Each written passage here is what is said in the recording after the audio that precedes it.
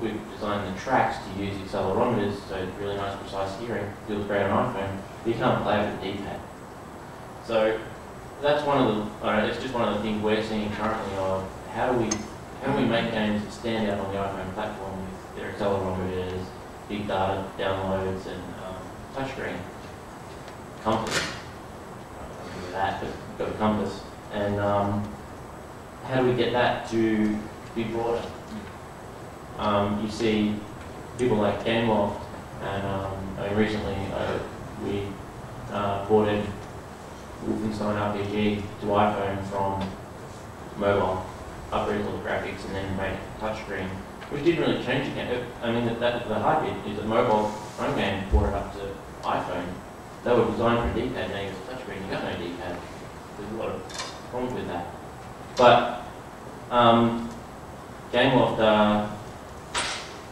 porting their games across to iPhone, and I'm going to wander into another point I had about cost and price. If you're talking about how the indies have got, you know, the small one-man teams have still got a point there, I think they still do have relevance. But what the big guys are going to do, like Gameloft and EA, is they're going to spend a lot of money to beat you. That's what they do, and that's how they know. I mean, they've brought out that 8-pound gorilla thing where they've got a 99-cent game, but I think they lose the value of an indie developer in that they do have all these approval processes. But also,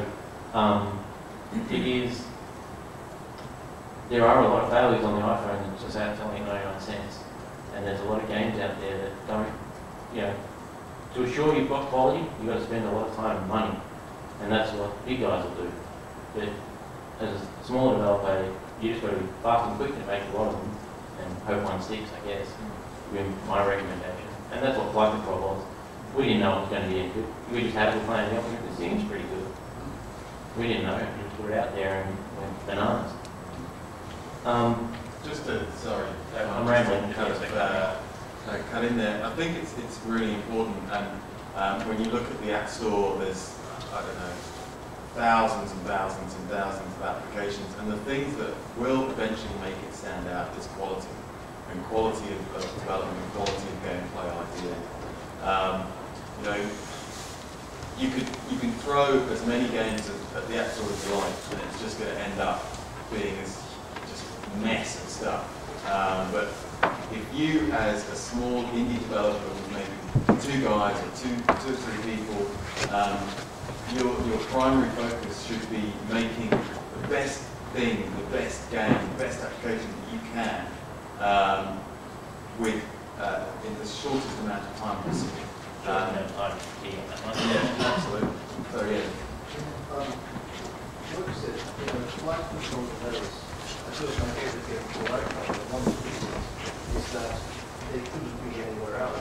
Yeah. So what you just said also protects you from, you know, we know what happens with all those push buttons to all the platform games that they look like shit in one of them because you can't also. They look like shit on most of them. As though you were hand tracking. And that's, I think, what the independents are going to have the edge. It's like when EA or Activision have this push of the you can't possibly be an iPhone game. It would be a console game. And I think their control is really small.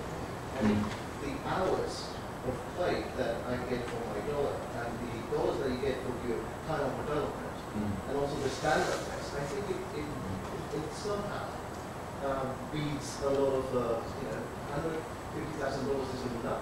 $1,500,000 is more like it. There's a lot of, you know, $2 downloads that they have to sell. Yeah, and one thing I'd say is it's the business model for a bigger company, that's pretty bad business. That's why like EA and that like to spend a lot of money to ensure that they're going to have a win. They don't want to have thousands and thousands of projects that they're making someone win. They want to, and in a big company like that, you can't make it $50,000.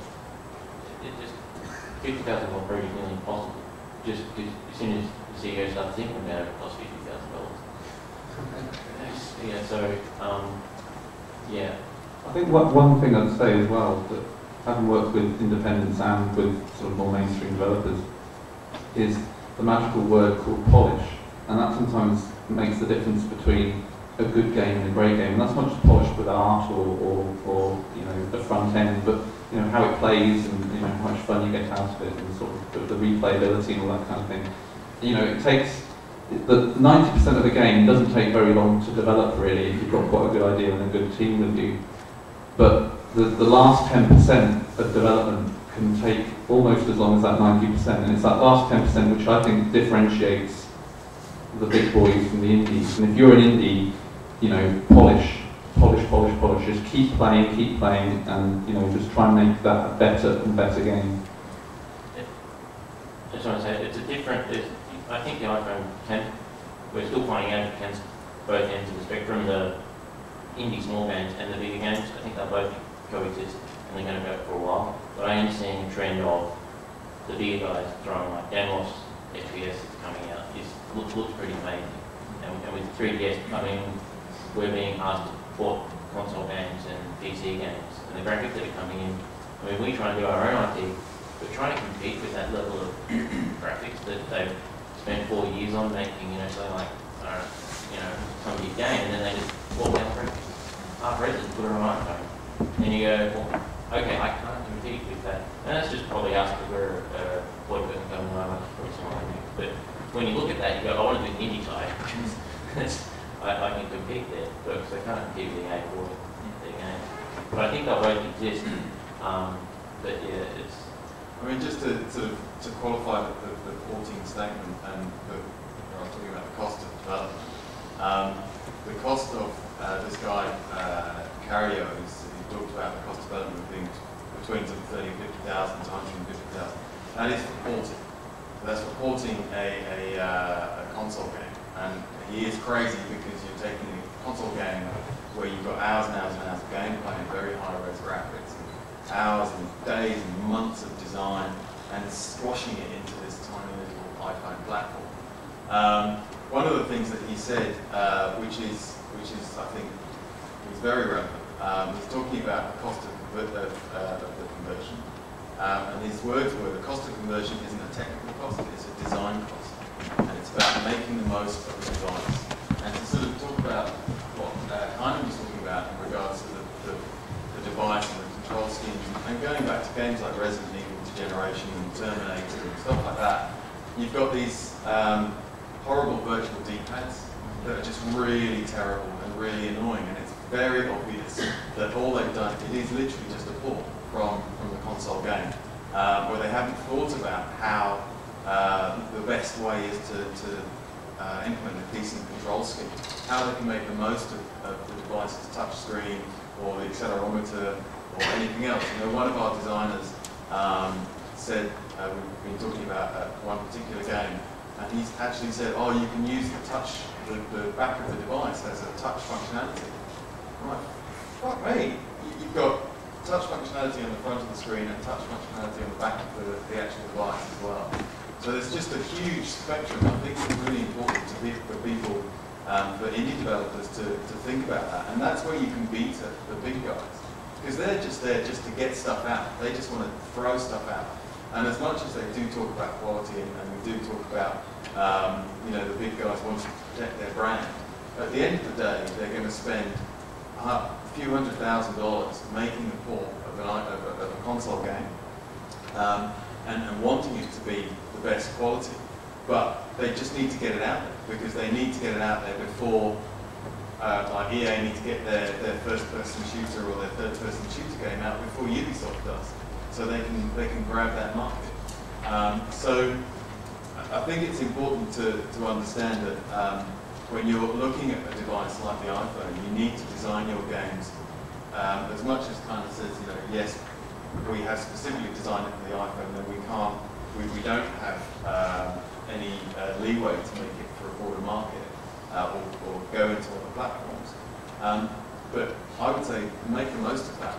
Make the most of the capabilities of the iPhone, because it's got so much scope to do some really, really interesting stuff. And you know, without sort of going into much detail, there's something that we're looking at the moment that just expands